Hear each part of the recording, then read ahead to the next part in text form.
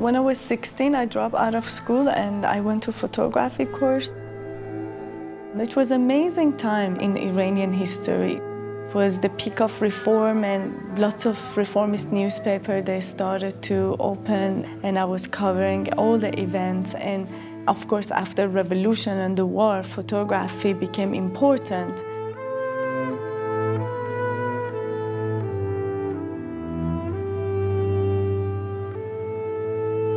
In that time, we were maybe 4 or 5 professional women photographers, but I never took no for answer, so actually I covered anything I wanted.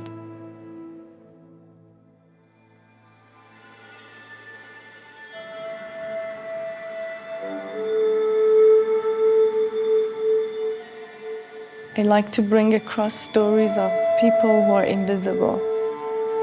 And they don't get attention, and not many people really care about them.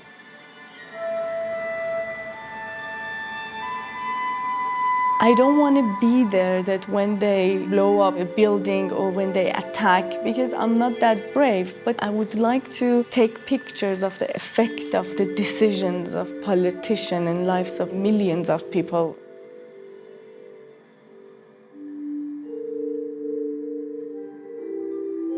Newsha Tavakolian is perhaps one of the most interesting voices to emerge in photography, video art, and photojournalism in Iran in the last decade and a half. What's interesting about her work is that she brings out the most intimate portraits of Iranian society.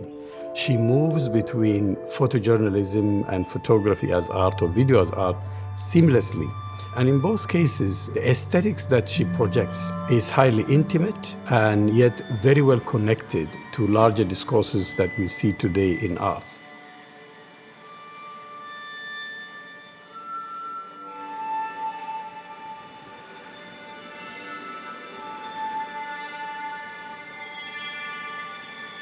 After 2009, when it became difficult for me to continue my photojournalism work, I didn't really make decision. It was imposed on all of us not to take pictures after 2009 for some times. And I decided to change the style of my photography to be able to work and to tell stories. And I always say that when they take your nose, and you're unable to breathe through your nose, you can always open your mouth and continue breathing through your mouth to survive. So for me, kind of changing my style was to survive as a photographer and to continue my work. I think her photographic style brings us to some interior unknown of these individuals that she photographs in both moments of strife, Kurdish women fighters, freedom fighters, the urban middle class hipsters. I feel like there's something mysterious about these images, but yet also directly telling us about a political context, which is not didactic, but is in the landscape. And this subtlety I really admire in her work.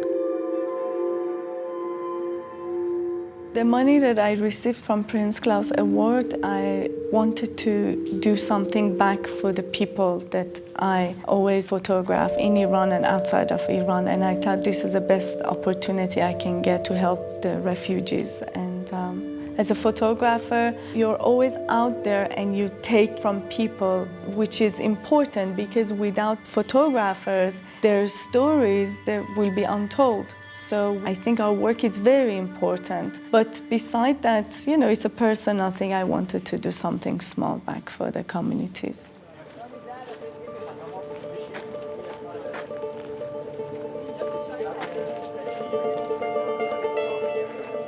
She worked in Lebanon, in Syria, in Iraq, in Yemen, Saudi Arabia, the Gulf. But I think she has always been interested in the issue of women, from the very beginning until the very end. She does say that if a society loses the voice of a woman, it loses itself. And I find that commitment to her community is fantastic. We have to learn how to maneuver our way in our society, and she does that in a very beautiful way.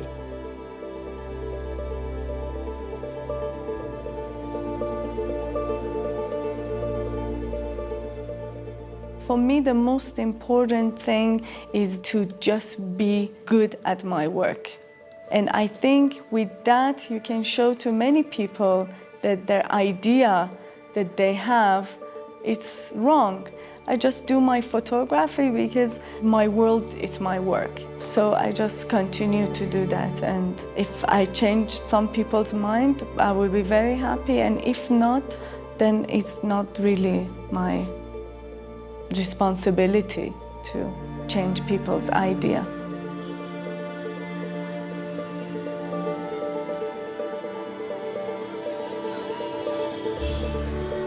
While Newsha Tavakolian as a photographer, as an Iranian young photographer, has contributed, taking into consideration how young she is, really I would wonder what would happen when she's 85.